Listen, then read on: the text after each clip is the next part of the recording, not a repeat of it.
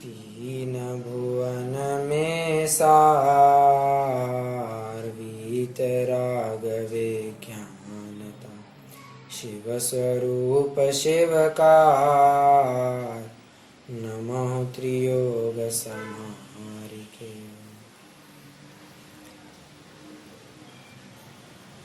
जो दर्शन ज्ञान चरित्र वीर्य तप आचारों के धारी, जो मन वच तन का आलंबन तज निज चैतन्य विहारी, जो निज चैतन्य विहारी। शाश्वत सुख दर्शन वचन किरण में करते सदा बसेरा, मैं उन चरणों का चेरा, हो वंदन उनको मेरा।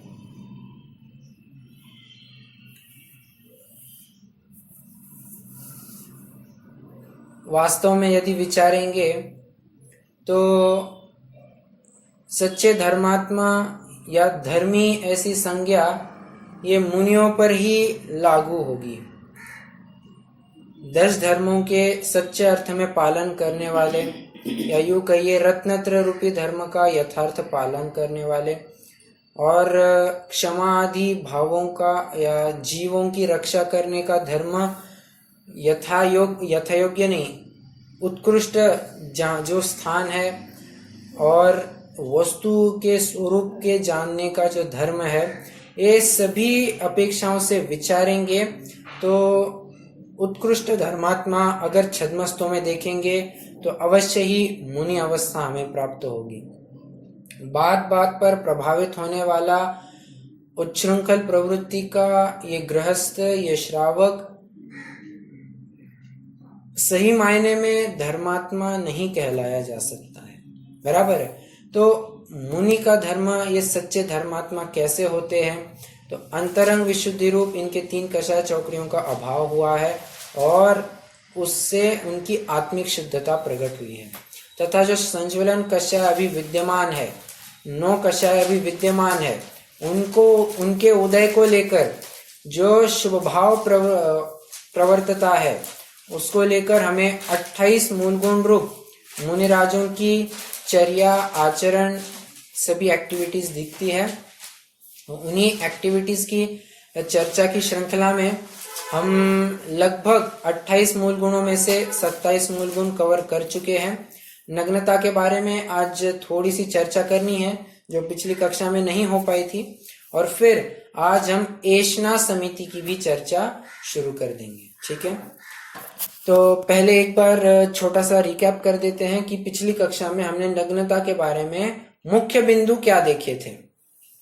सर्वप्रथम तो हमने अन्य मतियों के अपेक्षा से नग्नता का क्या स्वरूप है, उनमें नग्नता का क्या महत्व है, ये सब विचारा था। हमने मुस्लिम धर्म देखा था, ईसाइयों का धर्म देखा, वैदिक धर्म देखा, श्वेतांबर मत भी देखा, जहां पर खुलेआम सभी ने एक मत से दिगंबरत्व को स्वीकार किया है।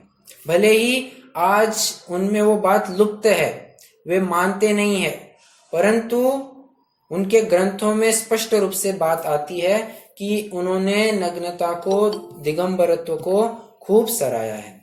तो एक बात तो ये देखी थी। दूसरी बात फिर हमने मुख्य रूप से ये विचारी थी कि पहले मतलब नग्नता कैसी होनी चाहिए। तो आचार्य कुंद देव कहते हैं नग्नता तो बहिरंग और अंतरंग दोनों ही प्रकार से होनी चाहिए। बहिरंग नग्नता ये बहिरंग परिग्रहों के त्याग का परिचायक है, और अंतरंग नग्नता ये अंतरंग परिग्रह के अभाव पूर्वक जो आत्मिक शुद्धता प्रकट हुई है उसकी परिचायक है। तो दोनों ही साथ में होंगे तभी वास्तव में वो भावलिंगत्व को प्राप्त होंगे। अन्यथा सिर्फ द्रव्यलिंग हो और भावलिंग न हो, या अंतर में भावलिंग तो हो परंतु बाहर में वैसा वो चिन्ह दिखाई नहीं दे रहा हो, तो भी काम नहीं चलेगा। ठीक है, दोनों ही बातें एक दूसरों की पूरक है। और फिर हमने सिद्ध चक्र विधान मंडल का एक पंक्ति भी देखी थी, द्रव्य लिंग बिना मोक्ष न जाई, भाव लिंग बिना कर्म न खिपाई, ऐसी कुछ पंक्ति थी। तो दोनों ही बातें एकदम आवश्यक है। फिर एक प्रश्न पर हम चर्चा कर रहे थे, पहले द्रव्यलिंग होता है या भावलिंग होता है। इसमें अगर प्रायोगिक मार्ग विचारेंगे, प्रायोगिक मार्ग मतलब प्रैक्टिकल अगर सोचेंगे प्रैक्टिकली, तो देखिए उदाहरण लेकर ही फिर से मैं थोड़ा एक्सप्लेन करता हूं। जैसे कोई विद्यार्थी 12वीं में पहुंचा है, तो वो कैसे पहुंचा है, पहले लोअर केजी, अपर केजी, फर्स्ट, सेकंड, थर्ड, ऐसा करते करते 10th, 11th, 12th में पहुंचा है। ग्रेजुअली स्टेप बाय स्टेप आगे बढ़ता गया है। ठीक है, राजमार्ग तो यही है, बराबर। तो उसी प्रकार अगर यहाँ जिनागम में, मोक्ष मार्ग में थोड़ा राजमार्ग विचारना होगा, तो पहले मिथ्यात्व अवस्था में था, उसके बाद वो चतुर्थ गुणस्थानवर्ती अविरत श्रावक सम्यक दृष्टि हुआ, तत्पश्चात अनुव्रत धारण करके वो पंचम गुणस्थान में पहुंचा। पंचम गुणस्थान में व्रत प्रतिमा धारण की, बढ़ते बढ़ते ब्रह्मचारी हुआ, उसके बाद उद्दिष्ट त्यागी अर्थात ऐलक शुल्लक ऐलक की भी अवस्था में पहुंचा। और फिर इस अवस्था में वो पहुंचकर एक इस स्तर पर इस मुकाम तक पहुंच जाता है कि अब उसे लगने लगता है कि मैं प्रचुर स्व संवेदन के करीब हूं, मुझे प्रचुर स्व संवेदन हर अंतर मुहूर्त में हो रहा है, ऐसा नहीं। क्योंकि ऐसा अगर कहेंगे तो फिर मुनि पने में और ऐलक पने में अंतर क्या रहेगा। ये कपड़ा पहनकर कर रहे, वो बिना कपड़े पहनकर कर रहे, तो कैसे भी करो, इसलिए ये बात नहीं जमेगी। प्रचुर स्व संवेदन के शुद्धोपयोग के करीब पहुंचे ऐसा लगता है। देखिए अब प्रायोगिक प्रैक्टिकल मार्ग क्या है, ये अपन विचार रहे हैं। हाँ, तो जब वे अलग ऐसे विचारते हैं कि अभी इस लंगोट मात्र का भी परिग्रह मुझे बोझ बनने लग गया है, मैं अवश्य ही अब इस शुद्धोपयोग का आस्वाद हर एक अंतर मुहूर्त में लेना चाहता हूं, तो एतदर्थ वे महाराज से प्रार्थना करते हैं, हे मुने, मुझे अभी मुनि दीक्षा की आज्ञा दीजिए, मैं अभी मुनि दीक्षा लेना चाहता हूं। महाराज उसकी उन ऐलक की योग्यता विचारेंगे और योग्यता विचारने पर अगर वे मुनि दीक्षा के लिए हाँ भरते हैं, तो मेरा प्रश्न आपसे ये है, सर्वप्रथम कार्य कौन सा करना होगा ऐलक को। मतलब महाराज कहेंगे अब दीक्षा प्रक्रिया चालू होती है, तो दीक्षा प्रक्रिया में सबसे पहला कार्य उन ऐलक को कौन सा करना होगा। नग्नता। कोई और बताएगा। एक आंसर आ गया है नग्नता, एक केश नोच आ गया है। रचना आंटी जी आपका कुछ कहना है।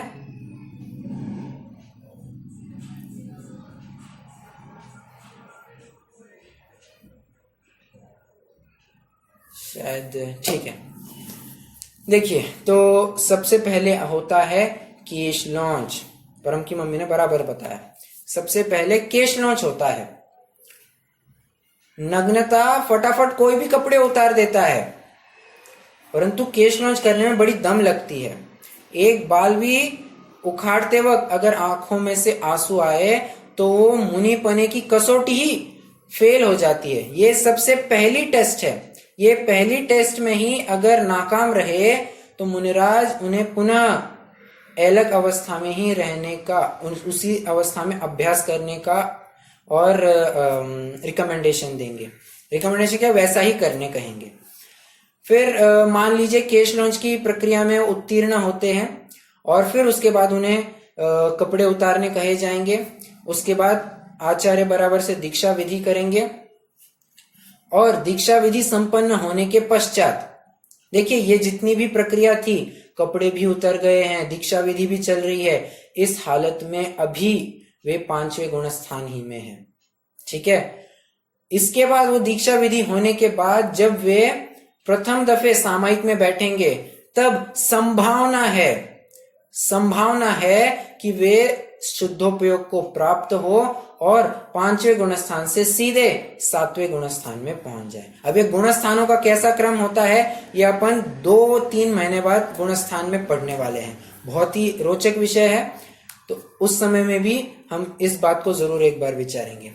मुझे तो ये कहना है कि जब वो 5वें गुण स्थान से में एक बार शुद्धोपयोग करेंगे तो फिर 5वें से 7वें में जाएंगे, और ये पहली दफे हम देखेंगे कि उनको भावलिंग प्रकट हुआ है। मतलब प्रैक्टिकली अगर विचारेंगे तो पहले तो हमें कपड़े उतारे हुए दिखाई दे रहे हैं, परंतु वो 7वां गुण स्थान प्रकट हुआ है क्या? अभी तक नहीं हुआ है। मतलब प्रायोगिक मार्ग पर पहले द्रव्यलिंग होता है, फिर भावलिंग होता है। Point number 1। दूसरी बात, आचार्य कुंदकुंद देव ये कह रहे हैं कि पहले भावलिंग होता है, फिर द्रव्यलिंग होता है। अब इसकी क्या अपेक्षा है? आचार्य कुंदकुंद ये कहना चाहते हैं कि अनंत काल आज तक द्रव्यलिंग में ही गया है, भावलिंगत्व को अंगीकार ही नहीं किया है। अगर भावलिंगत्व करता तो मैक्स टू मैक्स 32 दफे ये भावलिंगी संत हुआ मिलता। 33वें दफे तो भावलिंगत्व प्रकट करने पर इसे मोक्ष ही जाना था। आपको ये नियम मालूम होगा। पूरे भव चक्र में, मतलब जितने भी अनंत भव है किसी भी जीव के, उस जीव के मतलब इस पूरे भव चक्र में कोई भी जीव 32 बार मैक्स टू मैक्स भावलिंगी संत बन सकता है, परंतु मोक्ष नहीं जा सकता। अगर 33वें बार भावलिंगी संत बनेगा, नियम से वो मोक्ष की प्राप्ति करेगा ही करेगा। तो आचार्य कुंदकुंद देव ये कह रहे हैं अभी इतना अनंत काल चला गया है, अगर भावलिंगी संत हुआ भी रहता तो अब तक तो निकल जाना चाहिए था, निकला नहीं है इस संसार से। इसका अर्थ यही हुआ अभी तक ये द्रव्यलिंग में ही अटका है। इसलिए सबसे पहले उन्होंने भावलिंग प्रकट करने को कहा, द्रव्यलिंग तो अपने आप से आ जाएगा, बराबर। फिर इसलिए इंपॉर्टेंस की तरफ से उन्होंने भावलिंग पर ज्यादा जोर दिया है। ठीक है, तो 2 अपेक्षाएं आती है, दोनों ही अपेक्षाओं एक दूसरों की विरोधक नहीं, एक दूसरों की पूरक है। अपेक्षाएं बस समझते आनी चाहिए, बात तो एकदम बराबर है। ठीक है, चलिए, तो पहले द्रव्यलिंग या भावलिंग इस मुख्य बिंदु पर भी हमने चर्चा कर ली है। अभी एक 5 मिनट थोड़ा सा और चर्चा करनी है जो पिछली कक्षा में नहीं हुई थी। ये जो द्रव्यलिंग पहले या भावलिंग पहले, इसके ही पोषण में कुछ पंचास्तिका संग्रह का प्रकरण आया है, अंत का प्रकरण है।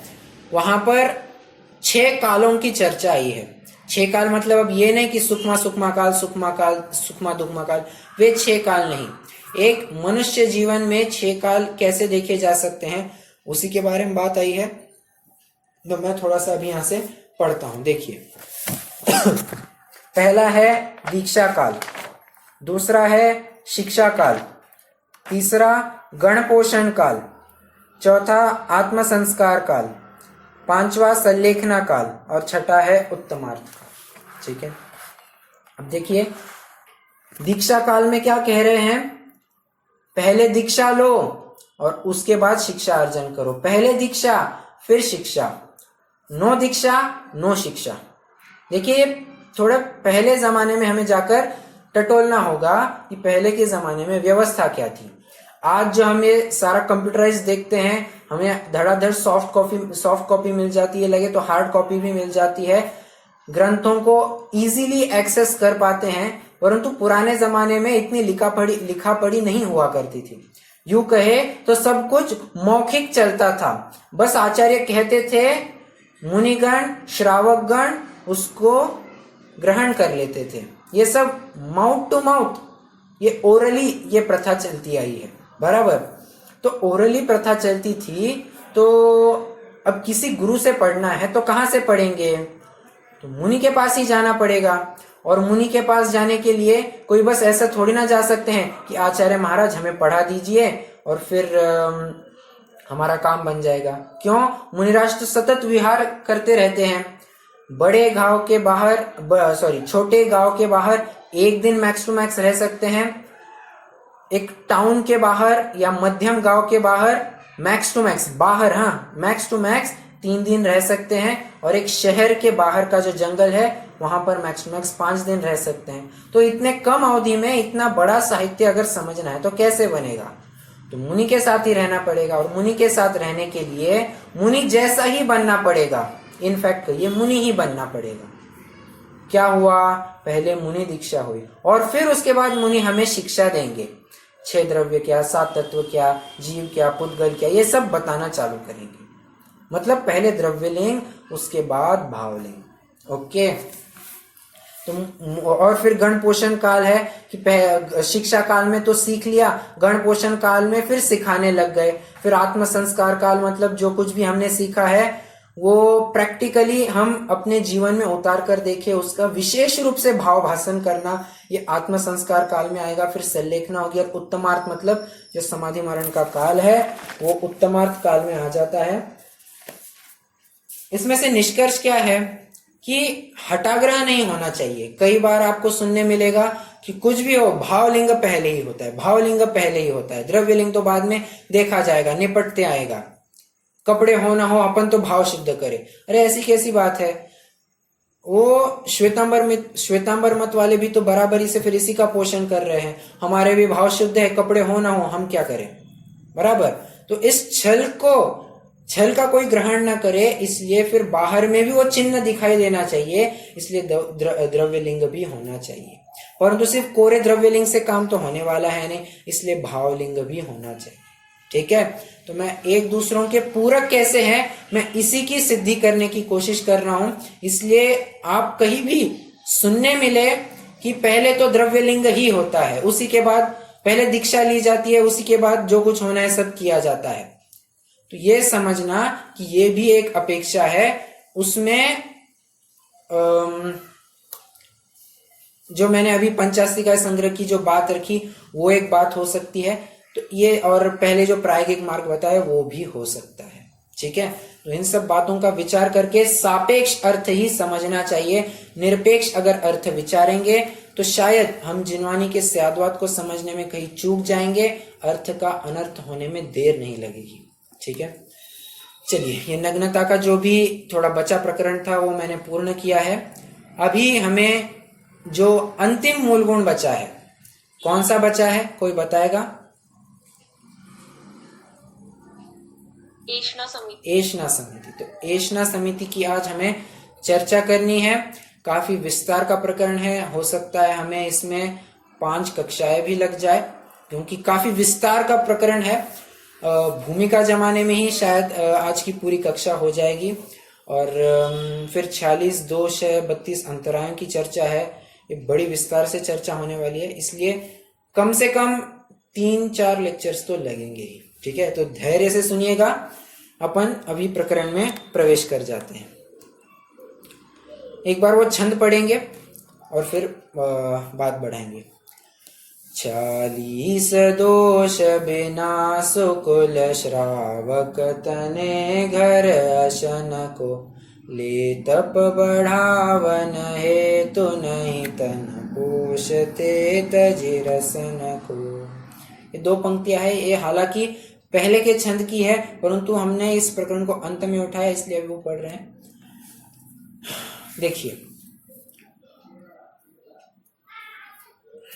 देखिए, जैन धर्म ये आर्य पार का धर्म नहीं होता है। आर्य पार का धर्म मतलब जैसे राजमार्ग तो ये है कि अपने अंशन स्वभावी आत्मा का विचार करके इस देह के पोषण में अधिक समय न व्यतीत करना और जितना हो सके अंशन स्वभाव में ही बने रहना, राजमार्ग तो ये है। परंतु हर किसी की ये बात संभव नहीं है। किसी की इतनी शक्ति हो न हो, ये उसके सहनन के ऊपर या उसके पुरुषार्थ के ऊपर निर्भर करती है। इसलिए एक गाथा भी आती है, जम सक्कई तम किरई जम चण सक्के तम च सदहणम। क्या कहा? जो शक्य हो वह करे और अशक्य की श्रद्धा करे। हमसे जितना संभव हो हम उतना करें। अगर संयम साधना ढंग से नहीं हो रही है और उसी के पीछे हम निरंतर उपवास ही की रट लगाए बैठे, तो भला होने से उल्टा काम हो जाएगा। हम आकुलता में या व्यग्रता में एंटर कर जाएंगे। देखिए, आहार ग्रहण करना ये पाप का कार्य तो है ही, परंतु आहार नहीं ग्रहण करके संयम में बाधा उत्पन्न करना, उसमें आकुलता उत्पन्न हो ऐसा कुछ करना, यह महापाप का कारण है। इसलिए महालेप से अल्पलेप भला, something is better than nothing, इस उक्ति को चरितार्थ करती हुई ये बात है कि हर किसी के संभव नहीं है कि वो अनशन पर ही बैठ जाए और फिर साधना करने लग जाए। तो इसके लिए एक अपवाद मार्ग भी है। क्या? आप आहार कीजिए, मुनिराज को ये आज्ञा है, आपसे नहीं बन रहा है, आप आहार कीजिए और आहार करके आप संयम साधना करते रहिए। परंतु कितना आहार करना? ले तप बढ़ावन हेतु नहीं तन पोषते तजे रसन को, इतना ही आहार ग्रहण करना जिससे संयम साधना में अनुकूलता उत्पन्न हो, वो हमें अपनी तपस्या में एक साधक के रूप में काम करे, न कि बाधक। अगर शरीर के ही पोषण में लगे रहेंगे तो ये तो संयम को हैम्पर करेगा, जबकि संयम खोने के कॉस्ट पर हम ये कभी भी नहीं चाह सकते हैं कि हम विषयों में प्रवृत्ति करें। मुनिराजों के स्तर पर तो बिल्कुल नहीं हो सकता, बराबर। इसलिए फिर आहार मुनिराज करते हैं। कैसा आहार करते हैं? शुद्ध सात्विक आहार। कोई अगर भक्ति भाव से दे रहा है, अनुद्दिष्ट रूप से दे रहा है, एक भी दाना एक भी कण मुनिराज के निमित्त से नहीं बना हुआ है, ऐसे शुद्ध सामग्री को भक्ति भाव पूर्वक से लेते हैं। ठीक है, आहार की पद्धति अभी क्या होती है ये सब हम विचारने वाले हैं। पहले मैं देखूं कि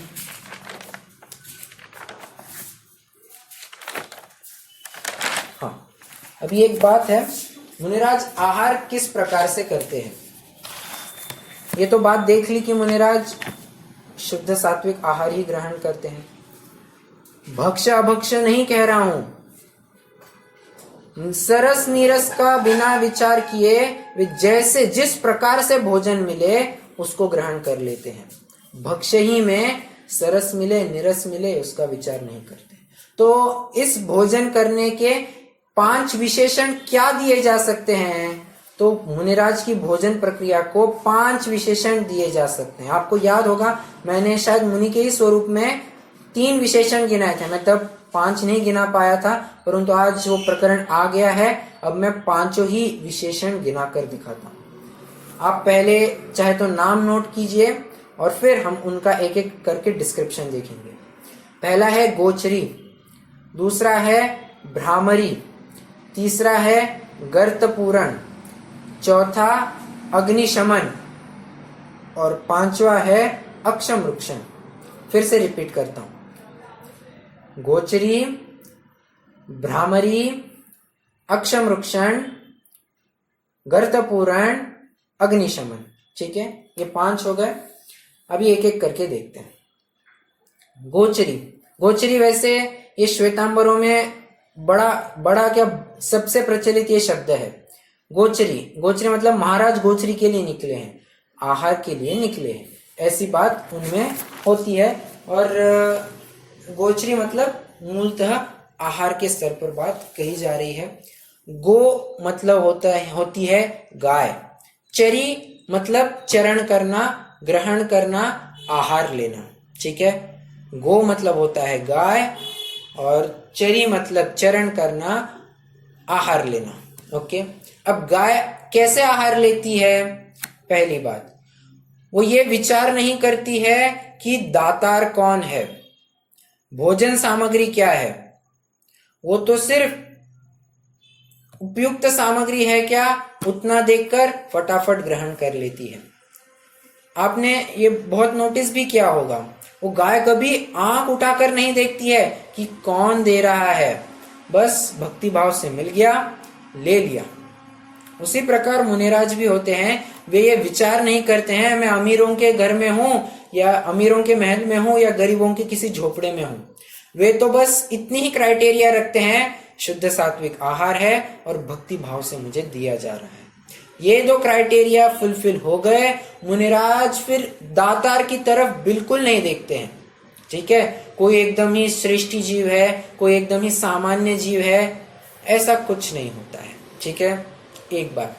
दूसरी बात, गाय जब भी घास खाती है तो या फसल खाती है तो वो इस तरह की खाती है कि वो जो ग्रास या घास जो बची है वो पुनः उगाए, एज अगेंस्ट गधा जिस प्रकार से खाता है। गधा कैसे खाता है, वो पूरी फसल समूल उखाड़ देता है और इस तरह की खाता है कि फिर से वो घास उगे ही ना। परंतु गाय ऐसी नहीं होती है, वो इतना कभी नहीं खाती है कि वो समूल ही उखड़ जाए। उसी प्रकार मुनिराज कभी इतना भोजन नहीं करते हैं कि श्रावक को पूरे ही ना। 4 जनों का मान लीजिए घर में भोजन बना है श्रावक के, मुनिराज ऐसा कभी नहीं हो सकता कि चारों ही जनों का भोजन पूरा खुद ही फस्त कर गए, ऐसा कभी नहीं होगा। वे इतना विचार तो अवश्य करेंगे, मैं अगर कितना खाऊं तो श्रावकों को दिक्कत ना होगी, इस लेवल तक वे खाएंगे। अगर उन्हें लगता है कि श्रावकों को कम पड़ सकता है, उन्हें आकुलता हो सकती है, वे शायद फिर ज्यादा न खाए, वे शायद उस घर में आहार तक न ले। ओके, तो ये दूसरी बात है। और थोड़ा विचारेंगे।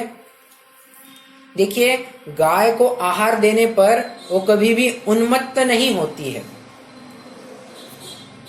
कभी आपने किसी गाय को एकदम झगड़ते हुए देखा है? जैसे कुत्ते निरंतर भौंकते रहते हैं, बिल्लियां आपस में झगड़ती रहती है, क्या आपने कभी गायों को ऐसा झगड़ते हुए देखा है? कुछ एकदम एक्सेप्शनल केसेस छोड़कर ऐसा झगड़ते हुए देखा है? कभी वो झगड़ते हुए नहीं मिलेगी, उन्मत्त नहीं होती है। उसी प्रकार मुनिराज भी इस आहार को ग्रहण करके अपने विषय पोषण में प्रवृत्ति नहीं करते हैं। वे आहार लिया, उस जो कुछ भी मिला है संयम साधना में लगा देते हैं, उन्मत्त नहीं होते हैं। ओके, और एक बात, गाय की कोई एक विशेषता है, वो जो कुछ भी खाती है उसको फिर से उसकी कुछ एक प्रक्रिया करती है। उस प्रक्रिया को क्या कहते हैं, कोई बताएगा मुझे? वो खाती है और फिर से उसका पुनर्चर्वण करती रहती है। इस प्रक्रिया को आपने गुजराती में वागोड़ू बोलते हैं। अच्छा, वागोड़ू। ओके, नहीं ठीक है, कोई बात नहीं, आपको जो शब्द आया हो। रीचा दीदी आती है उसे? हाँ जी, चबाती है, परंतु उसको एक थोड़ा सा शास्त्रीय शब्द है, मैं वो चाह रहा था।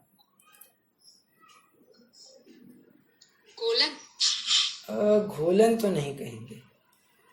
देखिए, मैं शास्त्रीय मतलब इतना भी शास्त्रीय नहीं है, पर एक थोड़ा सा टेक्निकल टर्म आता है, रूमिनेशन जिसे कहते हैं इंग्लिश में, या हिंदी में जुगाली करना जिसे कहते हैं, बराबर। तो ये एक थोड़े से टेक्निकल टर्म्स थे। आपने वो वाखोड़ा जो कहा, शायद मैं गलत बोल गया हूँ, परंतु वो भी बात गुजराती में हो रही है। तो जो कुछ भी हो वो पुनः उसका चर्वण करती है, अच्छे से डाइजेस्ट हो, इस प्रकार ही वो खाती है। अपच हो, कुछ अन्यथा उससे फल निकले, ये ऐसी बात कभी नहीं बनेगी।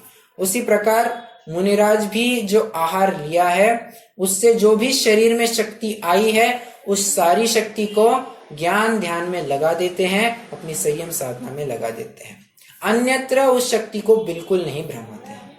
बराबर है? तो ये तो हमने गोचरी में क्या अर्थ बनता है ये विचारने की कोशिश की। अभी अगला देखेंगे, गर्त पूरण। ठीक है, गर्त मतलब होता है गड्ढा और पूरण मतलब होता है भरना। ठीक है, तो गड्ढे को भरना।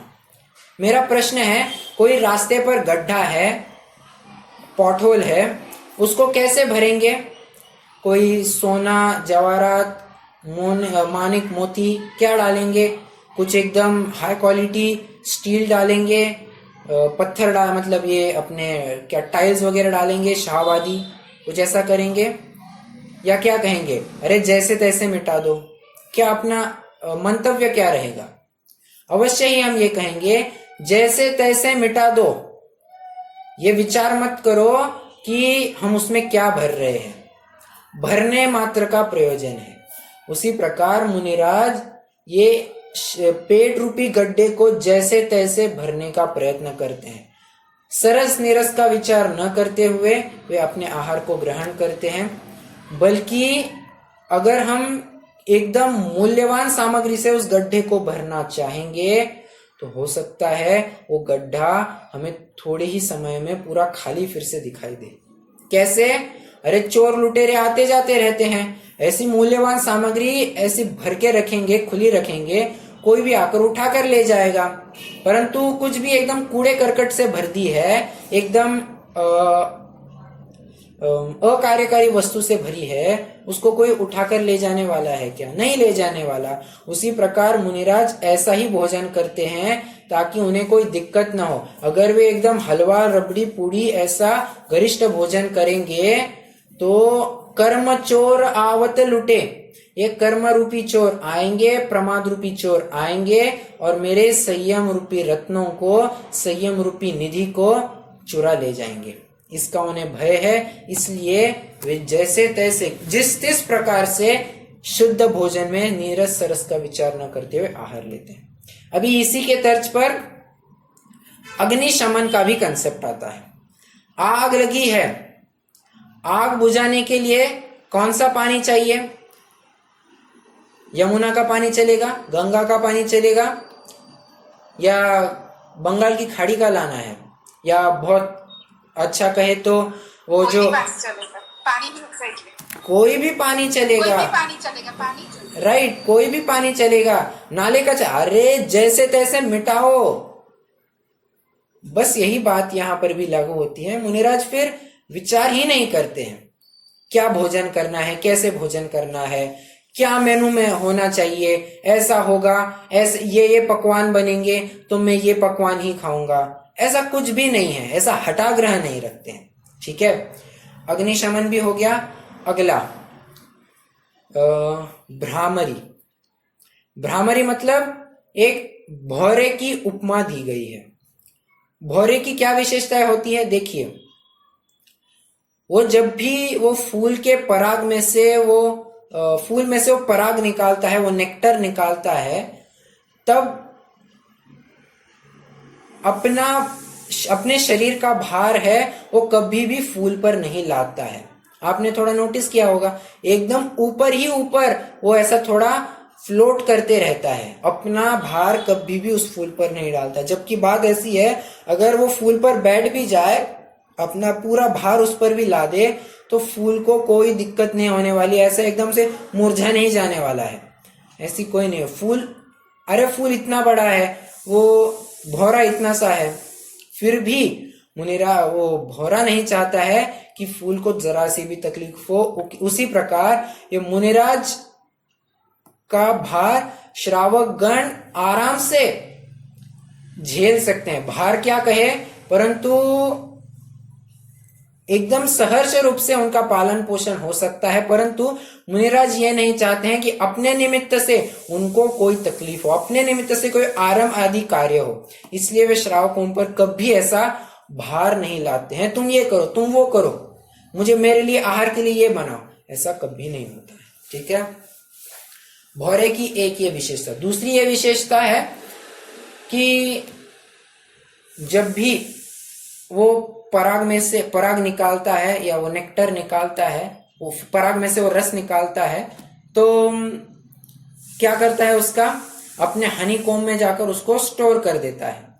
जिंदगी में कभी एक आध बार भी खाता होगा उसे, थोड़ा बहुत बीमार हो गया, कुछ भूख लगी तो खा लिया उसको, कभी नहीं लाता है, इकट्ठा करता है और फिर अन्य जनों के काम में आ जाता। देखिए, ये मध्य कह रहा हूं, मद सेवन के अंतर्गत आ जाएगा और ये अभक्ष्य के अंतर्गत आता है, इसलिए खाने योग्य तो बिल्कुल भी नहीं है, परंतु उदाहरण में जो बिठाना है इसलिए मैंने ये कहा।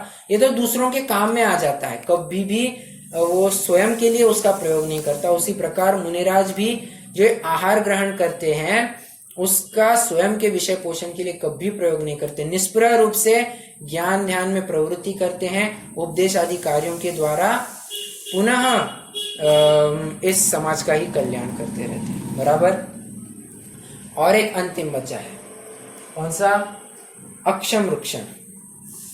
अक्ष मतलब, वैसे मेरा प्रश्न है, अक्ष के कितने अर्थ संभव है?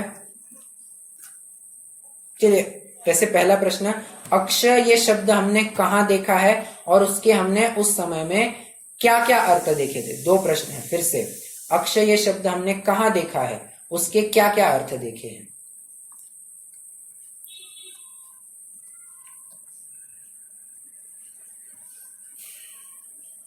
कोई जवाब देगा?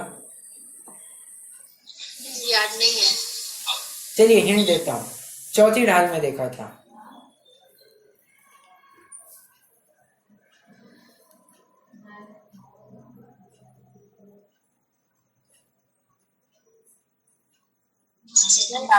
इसकी आवाज नहीं आएगी।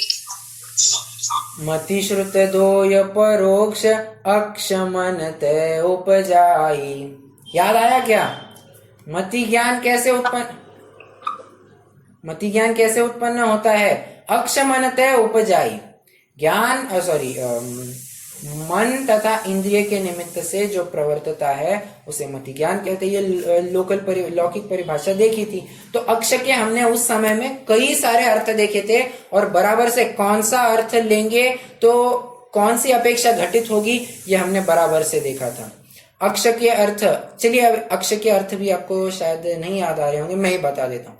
अक्ष का अर्थ होता है इंद्रिय, मतलब इंद्रिया, 5 इंद्रिया। एक अक्ष का अर्थ होता है आंख, एक अक्ष का अर्थ होता है ज्ञान, कहीं कहीं पर अक्ष का अर्थ आत्मा भी कर लिया जाता है, और एक अक्ष का अर्थ होता है एक्सल।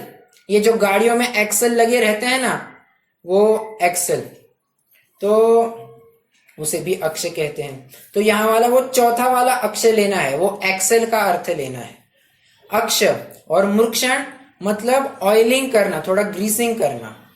देखिए पुराने जमाने में या वर्तमान में भी ये बैलगाड़ियां चलती है या घोड़ा गाड़ी चलती है, तो उसके पहियों का बहुत ही ज्यादा वियर एंड टियर होने लग जाए तो वो एक्सल में से ना आवाज आने लगती है, क्यू क्यू क्यू।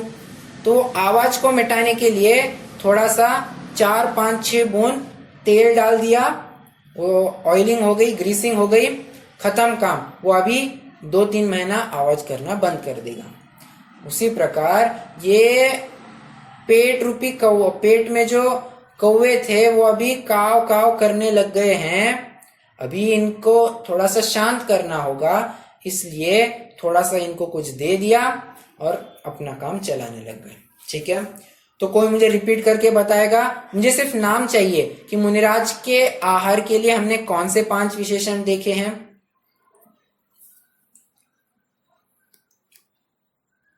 गोचरी, फिर उसके बाद था कि गड्ढे भरने वाला, हाँ, आग बुझाने वाला, ओके, फिर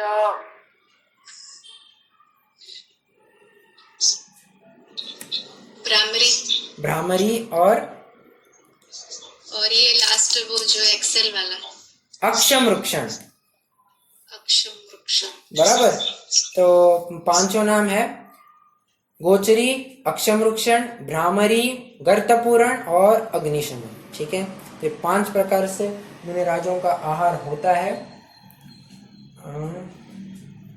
अब मुनिराज का आहार कितना होता है ये थोड़ा सा विचारेंगे।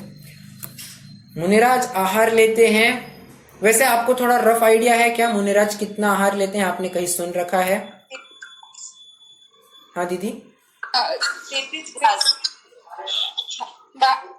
32 ग्रास, 32 ग्रास दीदी, 33 नहीं 32 है, 32 बराबर कहा रचना आंटी। तो 32 ग्रास प्रमाण वे आहार लेते हैं। अब ये ग्रास क्या होता है? ग्रास मतलब अपना इंग्लिश वाला ग्रास, GRASS वाला नहीं, वो तो सीधे से अभक्ष में चला जाएगा। कौड़ियो मतलब, अच्छा, एक टुकड़ा आपका ऐसा कहना है, मतलब गुजराती में कौड़ियो बोलते हैं। ओके, कौड़ियो कहते, ठीक है, मतलब एक कौर इसको कहा जा सकता है, परंतु ऐसा नहीं समझना। एक ग्रास हम कहते हैं मुझे रोटी का एक ग्रास दो, हम ऐसा जनरली कहते हैं मुझे रोटी का एक टुकड़ा दो, ऐसा हम अर्थ समझते हैं। परंतु अगर थोड़ा सा वास्तव में अर्थ विचारेंगे तो एक ग्रास मतलब होता है 1000 चावल के दाने। क्या कहा? एक ग्रास मतलब होता है 1000 चावल के दाने। ओके, 1000 चावल के दाने। आपने थोड़ा सा विचार किया, आपने कभी चावल आदि कुकर में पकाने के लिए रखे होंगे तो हम कितने लेते हैं? अगर घर में 4 मेंबर है तो हम आधा कटोरी 1 कटोरी ले लेते हैं। उसमें कितने दाने होते होंगे? बहुत से बहुत 100-150 दाने होते होंगे, बराबर 100-150 दाने होते होंगे। चलो 300 पकड़ लेते हैं।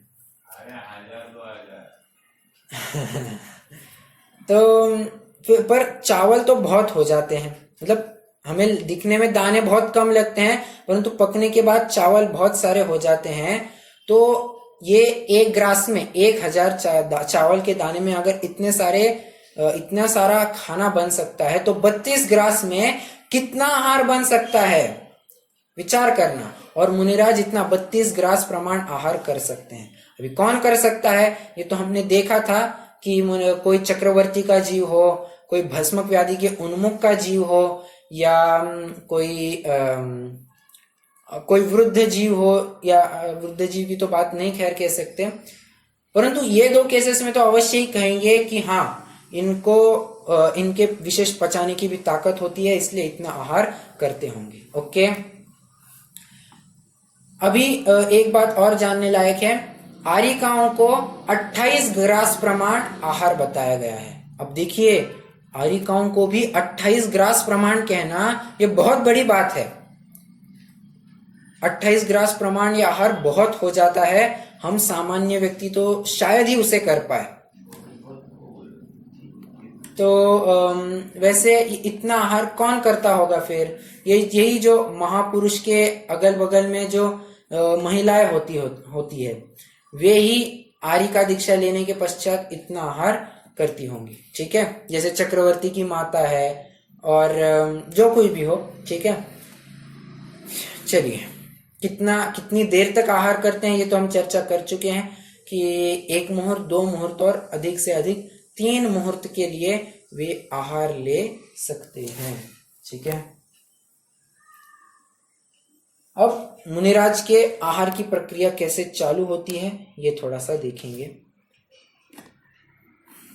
मुनिराज जंगल से निकल रहे हैं। निकलते वक्त, आहार के लिए निकलते वक्त उनकी एक स्थिति, एक मुद्रा निश्चित है। कैसा? अपने लेफ्ट हैंड में कमंडलू पकड़ेंगे, लेफ्ट अंडर आर्म में या बगल में पिंची पकड़ेंगे और फिर राइट हैंड ऐसा मुकुलित करके कंधों पर रखेंगे। आप मेरी तरफ देख रहे होंगे तो बराबर से इस हालत में वे चल देते हैं। ठीक है, तो ये एक संकेत है श्रावकों के लिए कि मुनिराज अभी गोचरी के लिए निकल रहे हैं। ठीक है, नगर तक आ गए। उन्हें श्रावक के कौन से घर हो गए उन्होंने अनुमान से जान लिया कि हाँ, ये घर हो सकते हैं। उन घरों में फिर वे प्रवेश कर देते हैं। कितना प्रवेश करेंगे? उस घर का जो कंपाउंड है, उनका जो आंगन है, उसके 75% या 3/4 तक आगे बढ़ सकते हैं। क्या कहा? घर का कोई कंपाउंड है, उसके अंदर वे 3/4 बढ़ सकते हैं। अगर उसमें ही किसी ने थोड़ा झांक कर देखा कि ओहो महाराज आए हैं, तो फिर वे कहेंगे महाराज अत्र, फिर वो नवदा भक्ति की प्रक्रिया चालू होगी। कितने देर तक रुकेंगे? इसके लिए मूलाचार में एक उदाहरण दिया है। उदाहरण से उन्होंने सिद्धांत घटित किया है। जिस प्रकार कोई रत्न का व्यापारी ग्राहक को रत्न दिखाता है और क्षणार्ध में ही उसको दिखाकर तुरंत अंदर कर देता है, उसी प्रकार ये मुनिराज भी बिजली की भांति अपना शरीर दिखाते हैं। उसी में किसी ने श्रावक ने पहचान लिया कि मुनिराज आहार के लिए आए हैं तो ठीक, नहीं तो बिजलीवत उस घर से निकल जाते हैं। मतलब निष्कर्ष ये निकाल सकते हैं कि ज्यादा देर बिल्कुल नहीं रुकेंगे। थोड़ा सा एक रफ एस्टिमेट लगाना होगा, मोटे मोटे तौर पर मैं कह रहा हूं अपनी बुद्धि प्रमाण, आधा मिनट शायद रुकते होंगे, कभी आधा मिनट भी ज्यादा हो जाए, परंतु मोटे तौर पर कह सकते हैं कि आधा मिनट रुकते होंगे। नहीं मिला अगले घर में चल जाते हैं। ऐसे कितने घर में जाएंगे? तो 7 घरों तक ऐसा बढ़ सकते हैं। ठीक है। अच्छा, ये बात जानना, मुनिराज जब भी घर में प्रवेश करते हैं तो घर में प्रवेश करते वक्त कोई गेट नहीं होना चाहिए। अगर गेट होगा, गेट लगाया हुआ होगा, मुनिराज उस घर में आहार करने नहीं जाएंगे। कोई कहेगा गेट खोलने में क्या दिक्कत है? अरे नहीं खोल सकते, गेट नहीं खोल सकते, ये कहेंगे कि ये अति आसक्ति में जाएगा।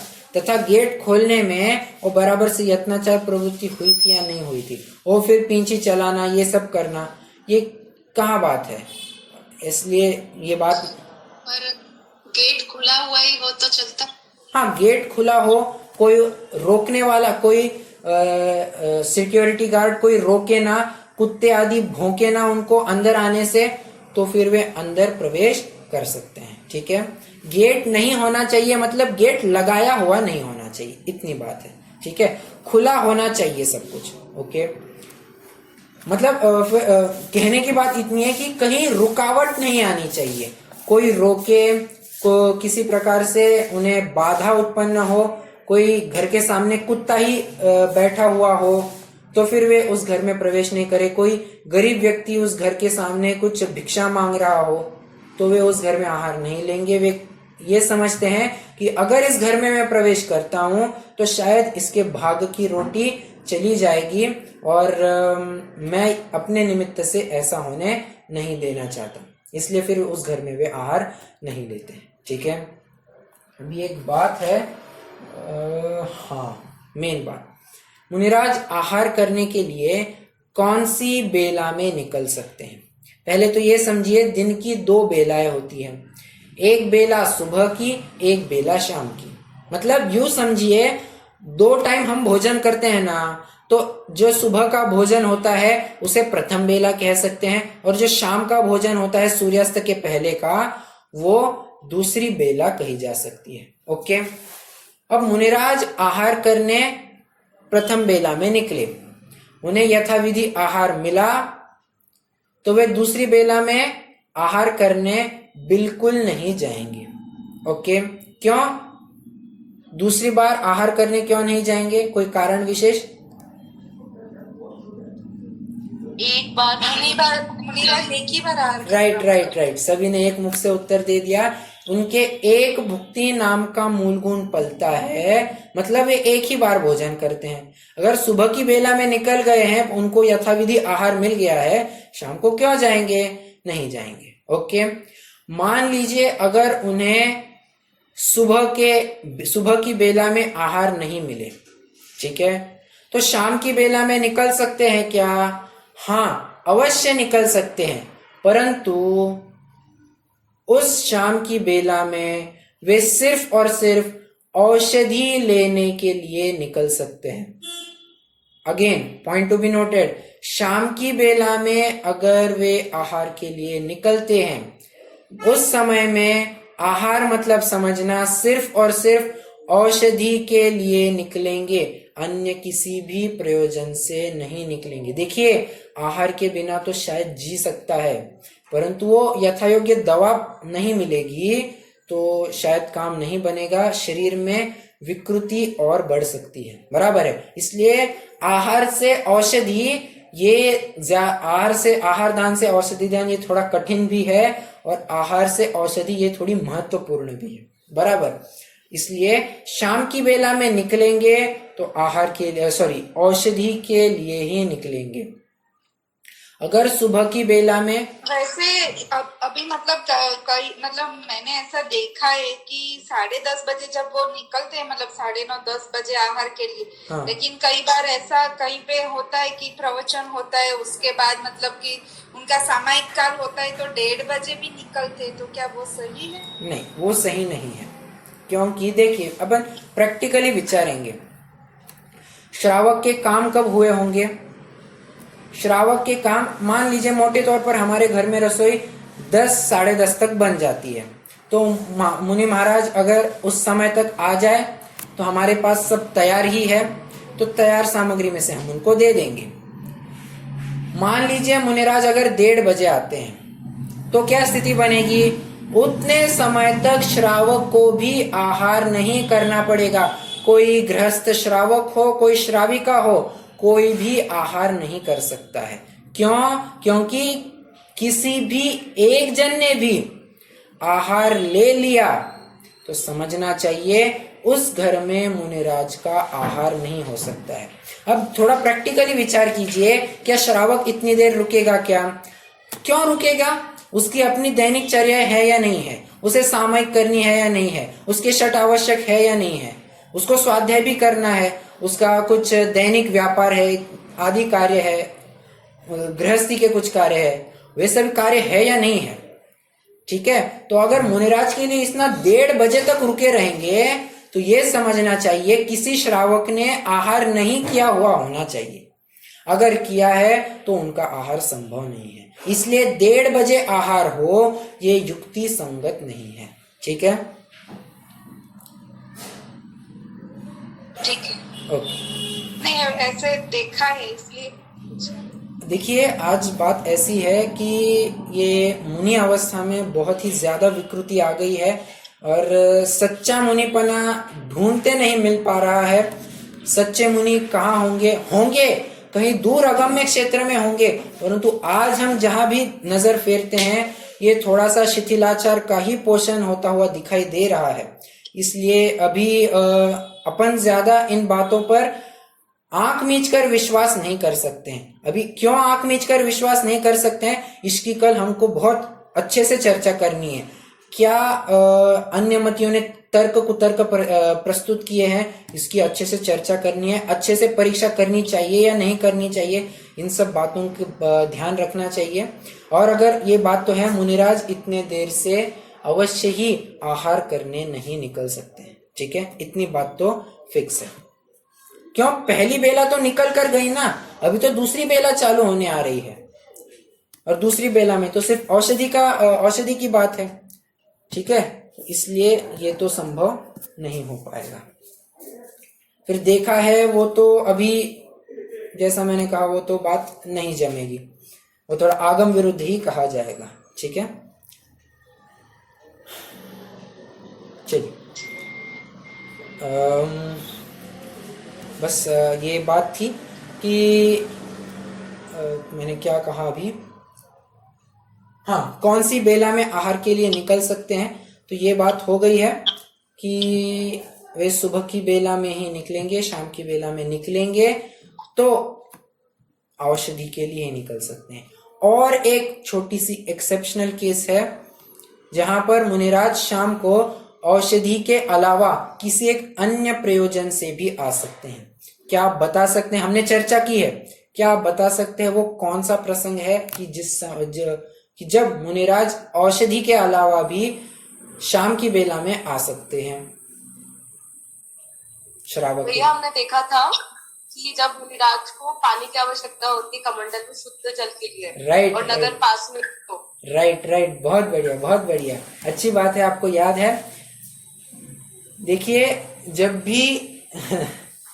जब भी मुनिराज को पानी की आवश्यकता होगी तब फिर वे उस समय में केवल पानी के लिए आ सकते हैं। अगर सुबह में उनका आहार हुआ होगा तब भी वे शाम को आ सकते हैं। फिर उस स्थिति में उनको सिर्फ पानी लेने ही की आज्ञा है।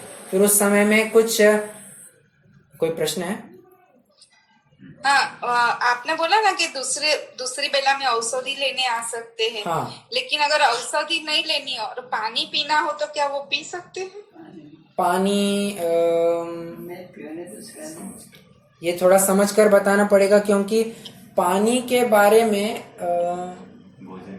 पानी ये तो यूजुअली भोजन ही के साथ लिया जाता है, औषधि के साथ नहीं, सुबह में आहार नहीं हुआ हो।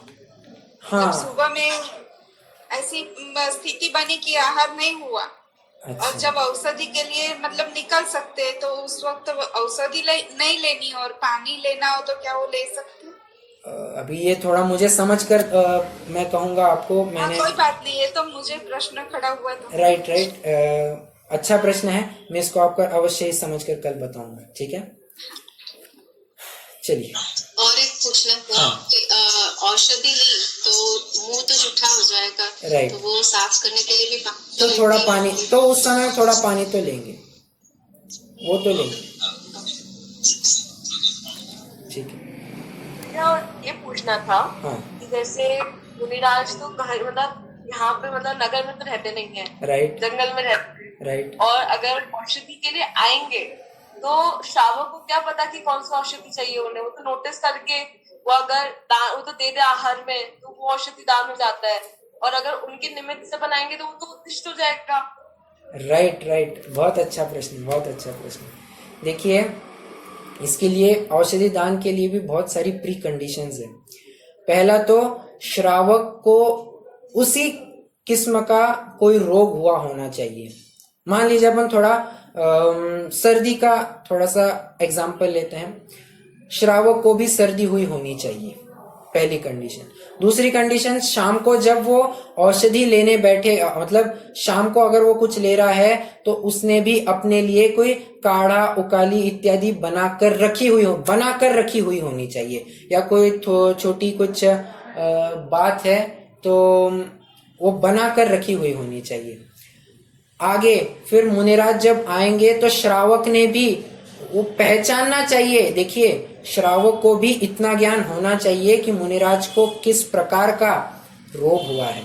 फिर वो जब अगर मुनिराज को का पहचान लिया कि कौन सा रोग है और श्रावक के पास सहज ही वो बनाई हुई औषधि उपलब्ध है जो वो स्वयं लेने वाला है अभी, तो मुनिराज को पड़गाहन कर सकता है। मतलब कितनी प्री कंडीशंस है। और मुनिराज को भी वैसा ही कुछ रोग हुआ होना चाहिए, मतलब और फिर दवा भी लागू होनी चाहिए, नहीं होनी चाहिए।